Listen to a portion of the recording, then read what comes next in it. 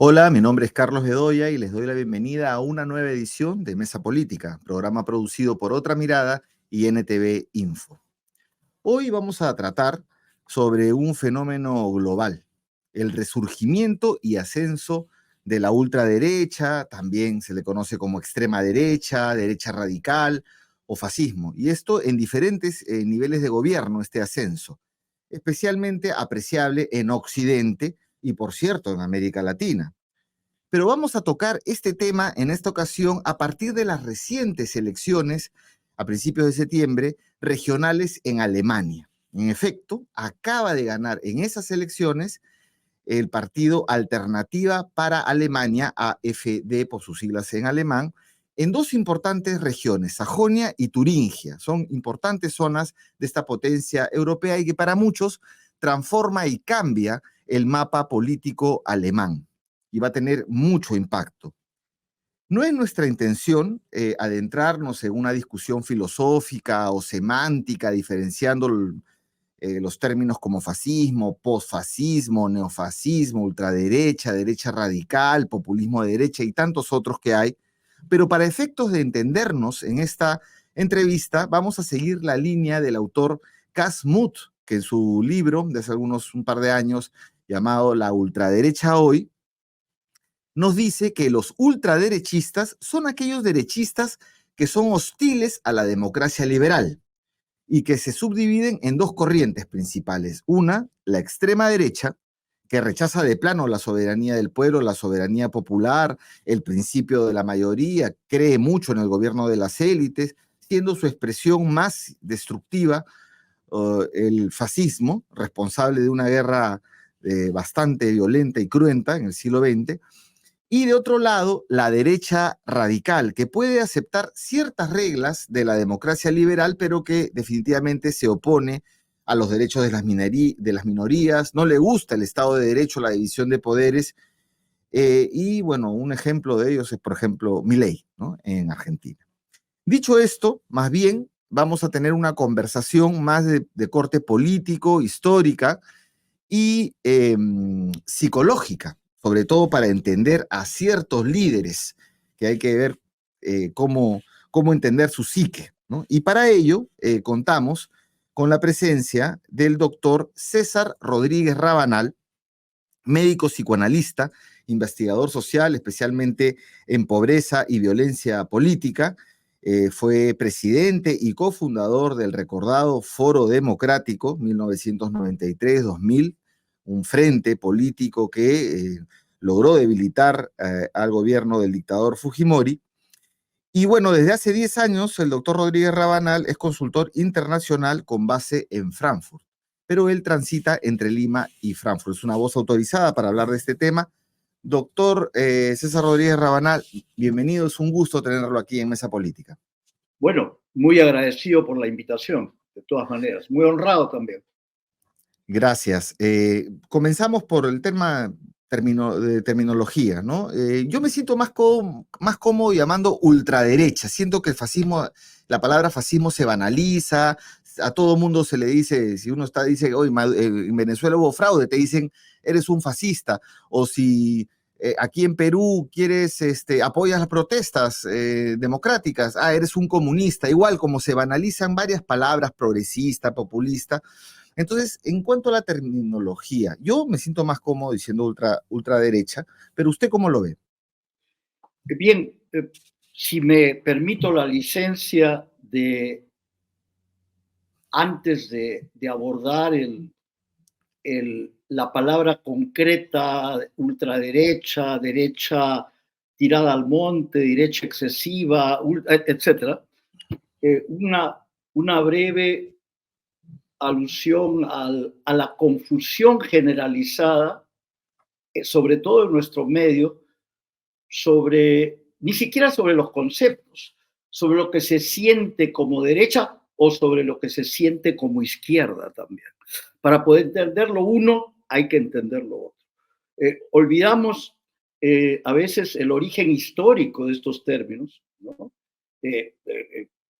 Viene de la Revolución Francesa, de la Asamblea Nacional del año 1789, cuando se discute el veto real contra los parlamentarios entonces, contra los estados generales, los que se sientan a la izquierda del rey, ¿no? Que son los que defienden los intereses en ese entonces burgueses contra el clero y la monarquía, van a llamarse izquierda y los otros de la derecha. Pero antes de esto hay otro precedente fundamental, que es la Ilustración. Sin Ilustración no habría ni derecha ni izquierda. Es decir, la Ilustración que es una idea que brota en Europa en el siglo XVIII, en Alemania Kant y en Francia los conocidos, Diderot, Montesquieu, etc. Es decir, en palabras simples de Trump, el paso a la mayoría de edad del individuo que empieza a valerse de su propia comprensión para entender las cosas, ¿no? Que coloca al individuo en el centro de las cosas, el individuo como autor de su propia vida, como el responsable de su propia vida, no como producto de su estirpe. Soy yo por lo que soy, por lo que valgo, etc. Alejado de influencias externas, no determinado por religiones, por creencias, sino por convicciones que vienen de adentro, ¿no? La autonomía son conceptos fundamentales para poder entender luego la distinción entre derecha y el respeto de determinadas reglas de juego. Y luego vienen las diferencias que empiezan a plantearse. El énfasis que colocamos en un lado, del lado de la izquierda, a la solidaridad, al internacionalismo, ¿no? A la defensa del bien común, a la abominación de la pena de muerte, al derecho de la mujer de disponer de su propio cuerpo, son sobreentendidos que parte de la identidad de la izquierda, ¿no? Pero aquí en el Perú tenemos combinaciones, por ejemplo, para darme un salto brevísimo, para hablar de esa confusión, personas que plantean de un lado, porque nos han aprendido de memoria la estatización de los medios de producción, van a la casa y flagelan a la mujer, ¿no? O piensan que eso del aborto es una barbaridad, etcétera, algo que está sobreentendido en el mundo entero. Seguimos con estas cosas.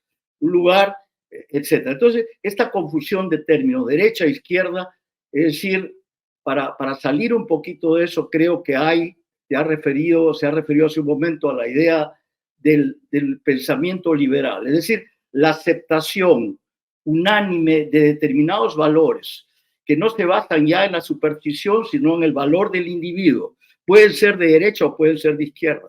El respeto de la regla de juego. En el caso de la derecha, el énfasis puesto en la autoridad, en la jerarquía, en el caso de la izquierda, en la solidaridad, en el caso de la derecha, en el nacionalismo, en nuestro caso, porque yo me considero de izquierda, siempre lo he hecho, en el internacionalismo, etcétera, etcétera, etcétera. Entonces, tener bien claro estos conceptos. Derecha, izquierda, hemos tenido en épocas anteriores en nuestro medio, perdone que me salte rápidamente, una derecha que formaba parte de este consenso en general. Quizá no en relación con determinadas cosas donde la religión juega algún papel, porque parte también de la Ilustración es el distanciamiento de las creencias que vienen de algún lado, de arriba, de abajo, etcétera, ¿no? Eso, en el caso latinoamericano hay algunas variantes, pero en la división tradicional, derecha-izquierda, sobre todo la izquierda, y que basada en la Ilustración hay la aceptación de todo esto. Entonces, conceptos que deben quedar claros, qué es derecha, qué es izquierda, porque si no, llegamos a apreciaciones como los dos extremos se juntan, la derecha y al final todo es lo mismo, a propósito de la banalización, ¿no? Tenemos un grupo encabezado por un líder en Huancayo, Cerrón, que ese es tan izquierda como a él le llaman de izquierda y a los otros de derecha. Y dice, bueno, pues fíjate cómo se ponen de acuerdo los ultras de un lado y los ultras de otro lado. Pero primero, ante todo, pongámonos claro qué entendemos por izquierda y qué entendemos por derecha. Eso que apreciamos en nuestro medio creo que no guarda ninguna relación con lo que nosotros entendemos como izquierda, con lo que nosotros entendemos respeto de derechos fundamentales. En ese sentido, es una derecha que ni siquiera se ha enterado de que es derecha, de izquierda, que no reflexiona sobre sí misma, ¿no? estos conceptos. Entonces, sí, y también lo otro, si se usa, por ejemplo, si hablamos del fascismo y lo hacemos con propiedad, nos referimos a un movimiento que surge en Italia en los años 20, ¿no? Y que tiene determinadas características. Por ejemplo, al hablar del fascismo hay que hablar también del corporativismo, ¿no? Que no es el caso de la extrema derecha. La extrema derecha y eso que se llama aquí como extrema, el fascismo surge no en vano en Alemania el fascismo se llamó nacionalsocialismo, porque pretendía también aglutinar a las fuerzas productivas, a los sindicatos, ¿no? Que tenía la idea de raza, ¿no? De raza, esa lo diferencia con el... Eso vino también, no es verdad, pero me refiero ya a la parte social, a la parte económica, la conjunción del corporativismo, ¿no? Con el autoritarismo y con la dictadura, es el fascismo, ¿no? Y ahora, y la parte psicológica de todo esto también, la búsqueda de chivos expiatorios, ¿no? La tendencia a encontrar, en un momento fue el antisemitismo, fueron los judíos, en otro momento fueron los gitanos, los homosexuales, es el racismo, etcétera, etcétera. Sobre eso son los migrantes, ¿no? Todo lo que es ahora, entre tanto, ¿no? Claro, hay estudios significativos sobre esto, ya que lo has mencionado, que he mencionado a Frankfurt, la escuela de Frankfurt, en la época del exilio, Adorno, Horkheimer, llevaron adelante una investigación sobre esto que se llamó la personalidad autoritaria. ¿Cómo son las personalidades, ¿no? Que luego van a optar por estas versiones extremas, ¿no? de fascismo. El racismo, todos estos conceptos son en realidad permutables. O sea, en un momento es el antisemitismo, es el odio al diferente en general, que el racismo es eso. Los psicoanalistas sabemos que guarda esto alguna relación, no solo los psicoanalistas, todo el mundo, con el rechazo absoluto de lo que nosotros no podemos aceptar en nosotros mismos, que le damos el color negro, el color oscuro, la oscuridad de nosotros mismos colocada en el otro, etcétera, etcétera, ¿no? Este tipo de cosas. Entonces, sí, el uso de estos términos ultraderecha, derecha excesiva, derecha extrema, etcétera, debe ser, creo yo, colocados en su dimensión histórica, en la relación, en el caso de Italia, de Alemania, del fascismo con el corporativismo, en Alemania el nacionalsocialismo, el momento que viven estos países en ese momento, y luego este término se ha ensanchado, se ha popularizado, se ha usado, como dice usted, como sinónimo de otras cosas, como sinónimo de derecha extrema, como sinónimo de ultraderecha, etcétera, etcétera. Pero el fascismo tiene un contexto histórico muy determinado. No es mejor ni es peor, ¿no? Describimos cosas. Yo creo que se trata en absoluto de propuestas nefastas, negadas con lo mejor del ser humano, todos. Los podemos llamar de una manera o de otra, dependiendo de las circunstancias históricas en que nos hallamos. Bien, muy interesante, solamente para recordar a las personas o recomendar a las personas que nos van a ver, que nos están viendo, que hay un libro muy interesante de Norberto Bobbio llamado Izquierda y Derecha, la significancia de una distinción política, donde precisamente él centra en el tema de igualdad, ¿no? Sí. La igualdad para, supuestamente, la derecha, la igualdad es natural y el Estado no tiene que hacer nada para equilibrar las cosas, todo distinto en el campo de la izquierda. Pero bueno, eso... digamos, abarca más campos, como usted ha dicho. Y ahora pasando, ya que ha mencionado el tema de la Escuela de Frankfurt, que además tiene bastante, es una ciudad que usted conoce muy bien y un país que usted conoce muy bien. Entonces, ¿cómo así en un país donde ha habido toda una crítica generacional contra la brutalidad nazi y donde en las escuelas hasta ahora se habla mucho del tema del holocausto, de los campos de concentración, los niños, las niñas son llevados a los campos de concentración para que sepan lo que ocurrió y que no se vuelva a repetir? Ahora la ultraderecha o el neofascismo, podríamos decir, o los herederos de eso, o quienes reivindican eso, hayan avanzado tanto, ¿no? Como este partido Alternativa por Alemania, que después de varios años de aparición, ya ahora ha triunfado en unas elecciones bastante importantes, que algunos dicen que han cambiado o que cambia ya el mapa político de Alemania. Sí, bien. nuevamente, el contexto histórico. Lo que acaba de decir es absolutamente cierto.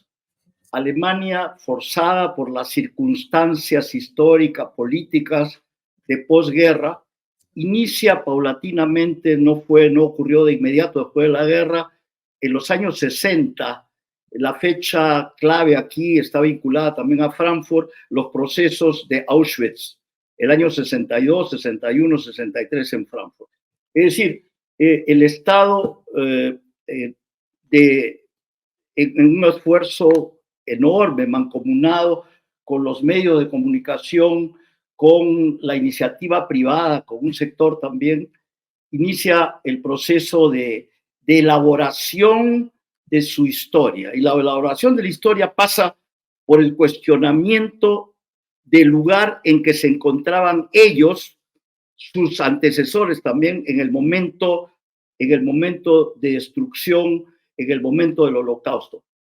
Papá, mamá, ¿dónde estuviste tú cuando en nuestro pueblo, cuando a 20 kilómetros de distancia de nuestra casa estaba el campo de concentración de Dachau, de Mauthausen, de Auschwitz, de Buchenwald, etcétera? ¿Dónde estabas? ¿Qué hacías? Y mi abuelo, ¿dónde estuviste? ¿Qué hiciste? Etcétera. Entonces, una confrontación, ¿no?, muy, muy directa con todo esto. No solo qué nos hicieron, sino qué hemos hecho nosotros, distinguiendo claramente entre la culpa y la responsabilidad.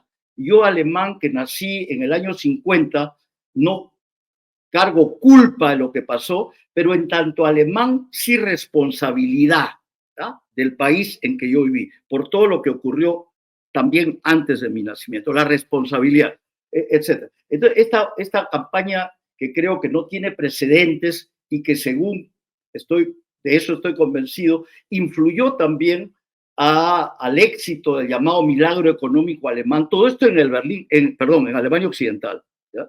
Entonces, y esto es un asunto bien importante, porque cuando termina la guerra y los aliados se dividen el país, ¿ya?, los tres occidentales forman la llamada República Federal Alemana, y la Unión Soviética, ¿no?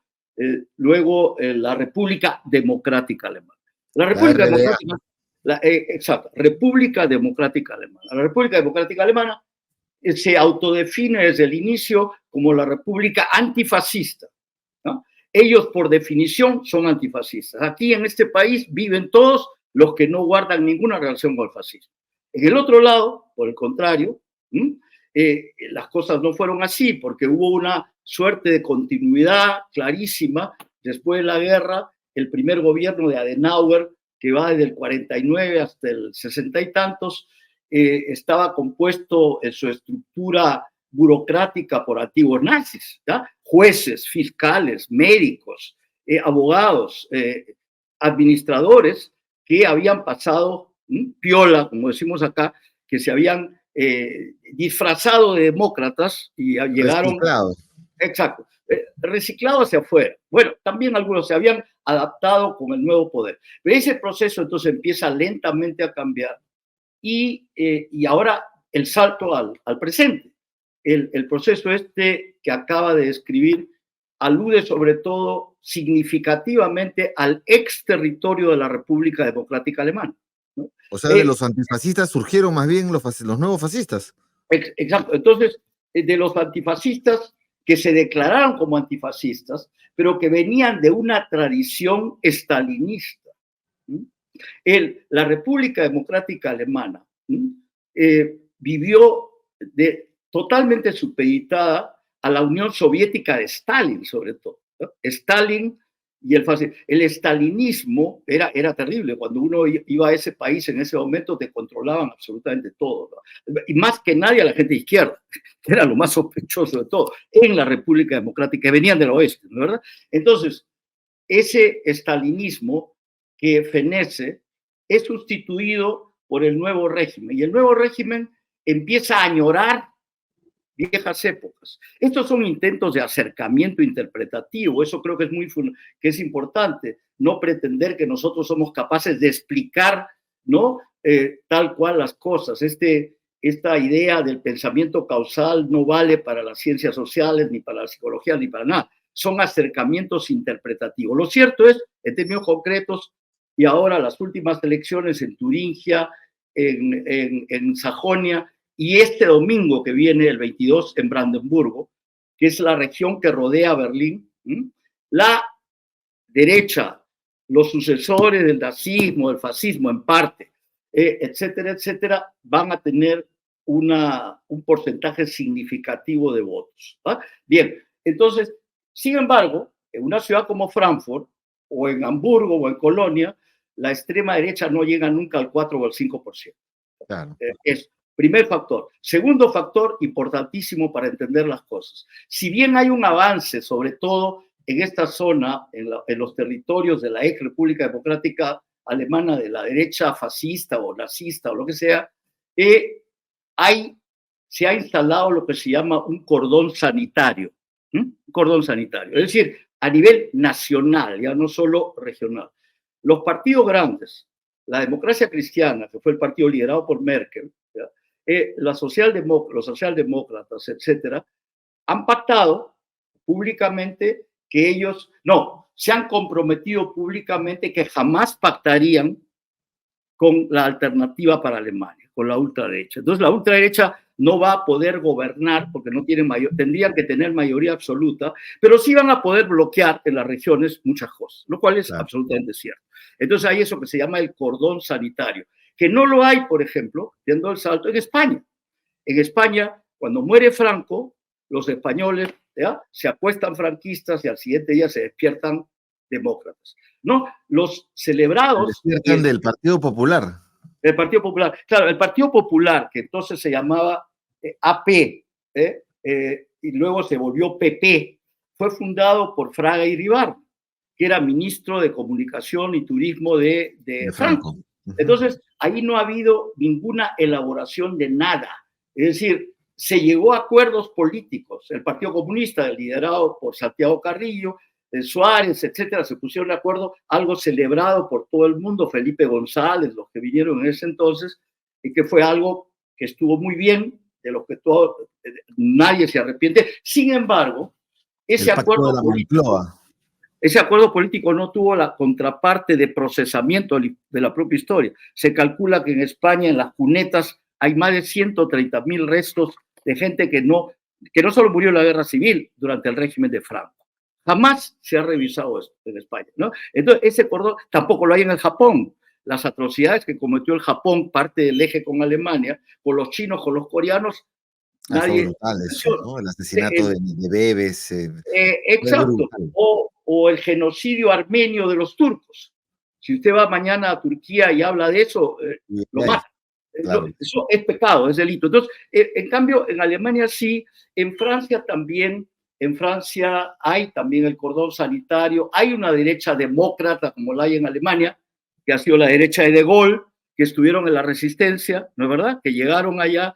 En Alemania la derecha liderada por Merkel, que abrió las fronteras, y ahí viene la contradicción, ingresaron casi 1,5 millones de sirios, afganos, iraquíes, en los 2015, 2016, se poblaron las ciudades. Luego, lo cual tuvo un significado simbólico enorme. El mensaje era bastante claro. Mira, nosotros que hemos padecido un régimen que excluía a los diferentes, un régimen racista que no les permitía siquiera, que no les concedía siquiera la existencia a los oscuros, abre sus puertas para permitir el ingreso, ¿ya?, de todos los oscuritos que vienen del mundo islámico, etcétera, etcétera. Esto fue recibido muy bien en ciudades alemanas que yo conozco, en Múnich, en Berlín, en Frankfurt, en Hamburgo, en Colonia,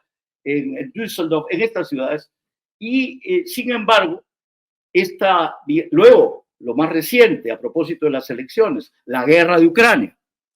La guerra de Ucrania conlleva el ingreso de 1.500.000 refugiados ucranianos que van a Alemania. Esos son blancos, ¿no? Ahí no hay racismo, esos son blancos como los alemanes.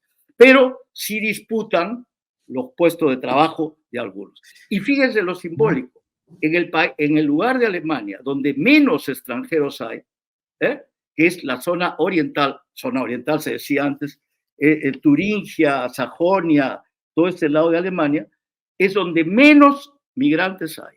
O sea, es un problema, es donde menos migrantes hay, pero ellos son los que más se oponen a esto, a que un día van a llegar los migrantes a ellos, es decir, y van a invadir su país. Entonces, estos antecedentes políticos, históricos, etcétera, son fundamentales, pero también resalto yo ahora que el peligro de la ultraderecha, que este cordón sanitario, en el caso de Francia, ahora que el grupo Le Pen, ¿no?, tuvo mayoría en el Parlamento, mayoría relativa, en 3 semanas, la izquierda de verdad francesa, liderada por Mélenchon, con los socialdemócratas franceses y con la gente civilizada de Francia, se pusieron de acuerdo para cerrarles el paso, ¿ya?, a esos de allá, a los fujimoristas de allá, a los, ¿cómo se llaman?, ¿no?, renovaciones medievales, a todos esos, se pusieron todos de acuerdo, como un Que solo...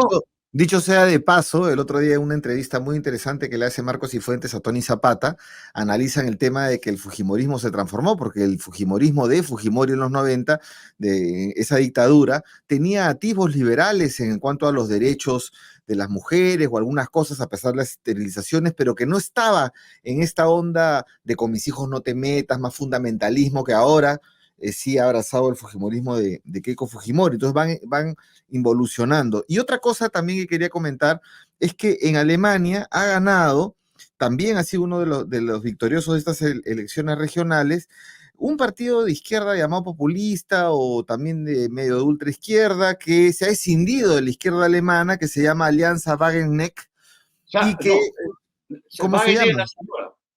Perdón, Wagenknecht es el nombre de la lideresa. De la lideresa. Sara Wagenknecht, sí. Es una alianza alrededor de ella, pero que también tiene puntos de contacto con la alianza para la alternativa para Alemania en cuanto a el tema migrante, en cuanto al tema de la guerra de Ucrania, entonces como que también se juntan, ¿no? Bien, pero hay que tomarlo con pinzas, un grano de sal, porque Sara Wagenknecht es la pareja de Lafontaine, que fue el líder histórico de la socialdemocracia alemana. Con él está. Bueno, entonces sí, yo diría que ellos han asumido una posición oportunista. Es un partido que viene de la izquierda de la República Democrática Alemana, se llama Die Linke, el nombre del partido de la izquierda. Se escindió y el grupo liderado por Sara Wagenknecht fundó esta nueva agrupación que no tiene ni 2 años, ¿no?, que ha levantado la bandera, ¿no?, del rechazo a la migración desordenada, como dicen ellos. Es decir, hay una utilización política del sentimiento anti-inmigración de mucha gente, ¿ya?, pero que no se fundamenta en el odio al migrante. ¿Ya? Ellos tienen una posición política que es bastante, en el resto de campos, relativamente bastante progresista, el grupo este. Entonces sí, porque cuando decimos se juntan los dos extremos, a veces oportunistamente como acá, este grupo apela a los temores que no necesariamente son racistas, que están vinculados con la inflación, con la guerra de Ucrania, con la crisis energética, etcétera, etcétera, que han dicho... Ahora que digo crisis, que no nos olvidemos esto, que es un tema, que es un asunto absolutamente dejado de lado en nuestro medio y que es parte de la bandera de todas las izquierdas de hoy, el cambio climático. ¿Ya? No hay izquierda sin movimientos ecologistas en ninguna parte del mundo. ¿Ya? Ahora, en el mundo civilizado, es la bandera primordial de las izquierdas hoy, que a la vez está vinculada con todo lo demás. La solidaridad, pero también la extinción de la humanidad. Ahora que está ardiendo nuestra selva acá, ¿no?, en los últimos tiempos, y no solo la nuestra, la brasileña, etcétera, en los últimos tiempos, no tenemos agrupaciones políticas, no tenemos que digan cosas, miren lo que está pasando, señores, ¿ok? Salgamos ahí, no solo a apagar el fuego, sino a utilizar el fuego para iluminar nuestras mentes. Los anarquistas... Era una broma de los anarcosindicalistas. El fuego te ilumina o te quema, ¿no? ¿Cómo lo usas? No, eso decían los anarquistas, los anarcosindicalistas catalanes. La la, no, a propósito de la iglesia, decimos el fuego, ¿no? A las iglesias hay que quemarlas. ¿Por qué? Porque, a propósito de este juego de palabras, no es lo que, porque no te iluminan si no te queman, ¿no? Te queman, entonces de una vez quemémoslo. Esa era la idea de los anarcosindicalistas extremos de esa época.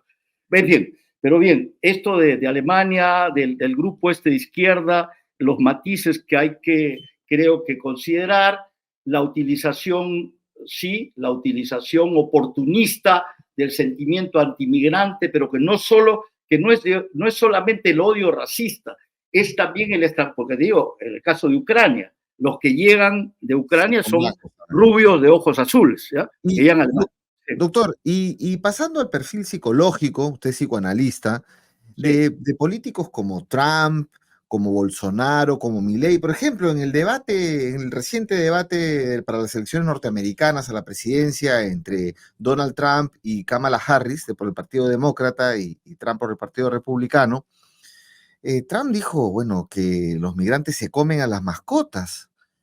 Afirmaciones como estas bastante, digamos, sonarían risibles, pero que son dramáticas en el sentido de que ya fue presidente él y aspira y tiene posibilidades de serlo nuevamente. ¿Cómo encajar, cómo analizar la psique de estos líderes? Yo creo que lo que no debemos hacer es psiquiatrizar o de medicalizar este asunto. Hay que verlo en el contexto global también. No se entienden a estos líderes si no sabemos algo sobre las características generales de la población que los elige. El líder siempre representa algo de nosotros mismos. Entonces, Estados Unidos es un ejemplo magnífico de esto, que tiene universidades, centros de investigación de élite, de los más sofisticados del mundo, y al mismo tiempo una abundantísima población, sobre todo rural, que es lo mismo en Alemania. En Alemania los grupos progres obtienen la mayor puntuación en las urbes y significativamente ahora los verdes, por ejemplo, entre la gente mejor pagada. No, es decir, en Estados Unidos también el grupo de Bernie Sanders o de Elizabeth Warren o de AOC, de Sandra Ocasio Cortez, la izquierda demócrata, ¿de dónde venía? Bueno, ella venía de Bronx, pero los demás de Harvard, de Yale, etc. La gente más sofisticada y con medios económicos suficientes, o sea que ya ve que lo difícil que es reducir esto, ¿no? Eran los más avanzados, son los más avanzados en su pensamiento también, ¿ya? En su pensamiento. Es la izquierda demócrata norteamericana. En el otro lado tenemos ese mundo primitivo de las supersticiones. Evidentemente, el señor Trump, las opiniones que virtió sobre las mascotas, los perros y los gatos, lo hizo, y eso es fundamental para entenderlo, en un momento determinado de ese debate, cuando Kamala Harris lo provoca. ¿Pero cómo lo provoca? No le dice, oye, tú has violado mujeres, tienes todos los procesos del mundo, eres un delincuente, sí, pues ya. Pero le dice, y cada vez menos gente te escucha. En tus mítines cada vez menos gente, sí, efectivamente. Se va volviendo cada vez más chiquitos. Sí. Obama le hizo una broma en el Congreso del Partido Demócrata unas semanas antes, que dijo el señor Trump que se preocupa mucho por el tamaño de su mítine, y hizo así con la mano. ¿Ya? Un segundo. ¿Ya? Es decir, a Trump. Pero esto era una broma que trataba de decir más cosas. Por cierto, y no solo se refiere al tamaño del pene, a muchas más cosas. Entonces, este tipo que se pasa la vida inflándose, ¿ya? Cuando alguien lo desinfla, eso es insoportable. Perdió toda noción de la realidad. Dijo cosas que seguro pasan por su cabeza, pero que no las hubiera dicho si no hubiera ocurrido lo que pasó. Perdió totalmente el control. Entonces, y perdió el debate, sí, efectivamente. Endebles, primitivas, autoritarias. En la raíz de todo esto está, a propósito de Trump, el autoritarismo, el individualismo, la exclusión de los demás, la idea de que hay seres superiores, que el valor supremo es el negocio, ¿ya? Eso, el valor supremo es el negocio, que optan, ¿no? Que que dejan de lado el honor solamente para obtener beneficios tempranos. Entonces, está en la raíz de esas personalidades que yo llamo. Hay un punto de contacto ahí con esta teología de la prosperidad de las derechas Todo cristianas neopentecostales. Hasta con el calvinismo, ¿no? A quien le va bien en los negocios, que tiene mucho dinero, está cerca de Dios, ¿ya? Dios te premia. Hay todas estas historias de lo más, tendríamos que hablar horas para poder abordar alguna de estas cosas. Pero bien, en el caso también, yo diría, resumiendo, no podemos entender a ningún líder sin tomar en consideración a los grupos que los eligen, ¿ya? El líder es expresión siempre de algo. Nosotros tenemos los líderes que nos merecemos, ¿no? Por ejemplo, a propósito del lenguaje, dijiste al comienzo, aquí con toda facilidad se le llama fascista esto, es un insulto. Hay una descomposición marcada del lenguaje. El lenguaje se vuelve cada vez más primitivo. Se reduce toda una palabrita, ¿no? Aquí es caviar, terruco, etcétera. Con eso supuestamente explicamos todo. En el otro lado, ¿no? Es el otro lado fascista, sin saber siquiera qué demonios estamos diciendo. Entonces, esa sensación de poder reducir las cosas a la nada es la expresión también de la reducción de nuestro pensamiento, de lo primitivos que nos volvemos en todo eso. Entonces, no solo hay un desguace institucional, o sea que las instituciones van al diablo, sino también del pensamiento y del lenguaje, ¿ya? Que cada vez es más primitivo. Cuanto menos matices se encuentre, a la izquierda, a la derecha, todo lo mismo, todo se encuentra por ahí los extremos. Oye, por favor, no, así no es.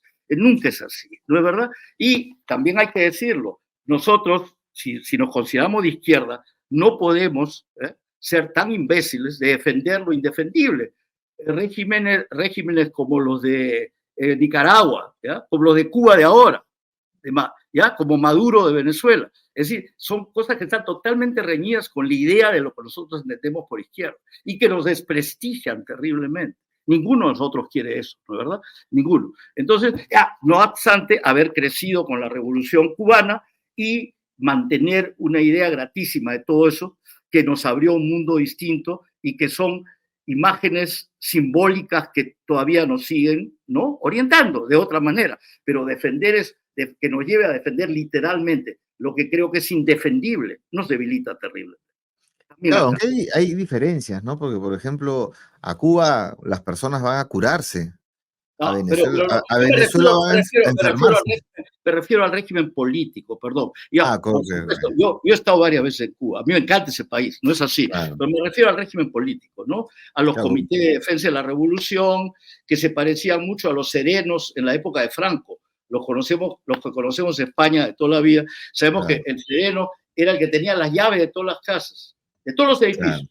Y cuando regresabas, tenías que llamar al sereno para que te deje entrar, porque apuntaba quién entraba, quién salía. Le decían al sereno, es el único artista en el mundo al que se aplaude antes de actuar, porque hacías esto, mira, sereno, ven, todo esto, la revolución.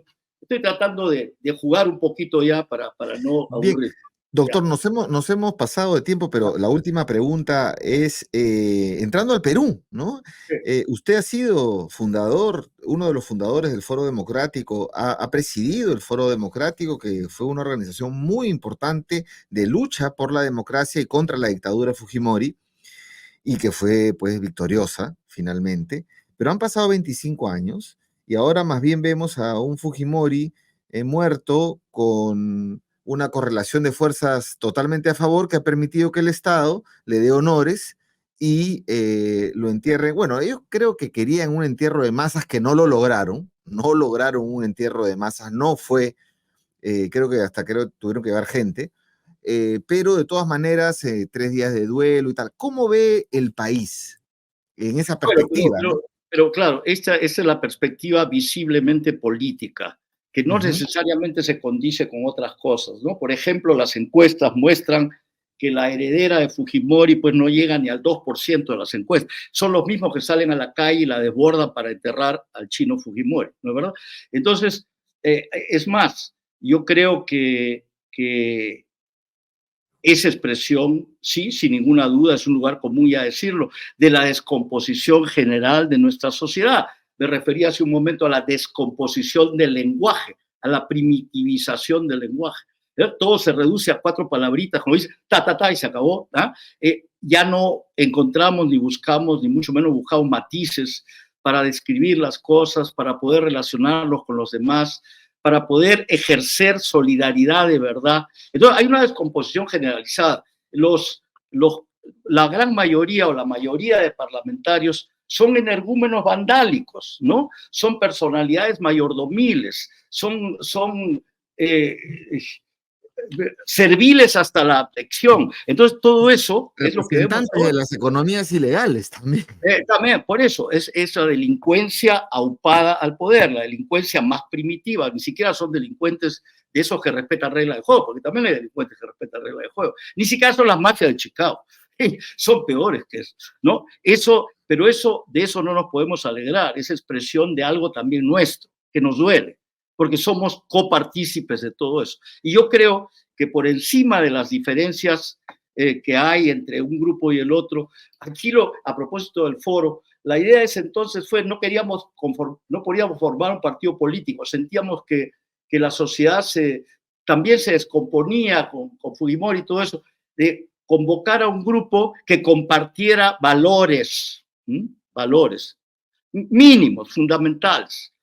Si tuviéramos eso, si tuviéramos un mínimo de decencia entre todos, estaríamos felices ahora, ¿no? Si hubiera un mínimo de sentido común, un mínimo de interés por la defensa de lo que atañe a todos, y no solo a los intereses de los maleantes del barrio, habríamos avanzado mucho. Y eso está más allá de la política, ¿no? Es previo a la política, diría yo. Entonces, tenemos acá una carátula del ABC, no sé si la han visto ustedes, del ABC, del periódico monárquico de derecha español, que dice: entierro de quien fue condenado por 25 años por crímenes de lesa humanidad, funeral de Estado con 3 días de luto. De duelo. ¿Ya? Una vergüenza. Más esquizofrénico que eso, imposible. Y más vergonzoso que eso, tampoco. Bien. Doctor, muchísimas gracias. Nos hemos quedado con varias cosas, pero bueno, el tiempo ya no nos da. Y habrá ocasión de hablar. Habrá ocasión de conversar. Claro, muchas gracias. Cada uno de los temas lo lleva a otros. Eso, sí. Muchas gracias nuevamente, y con ustedes, amigos y amigas, será hasta otra edición de Mesa Política. Muchas gracias. Ok.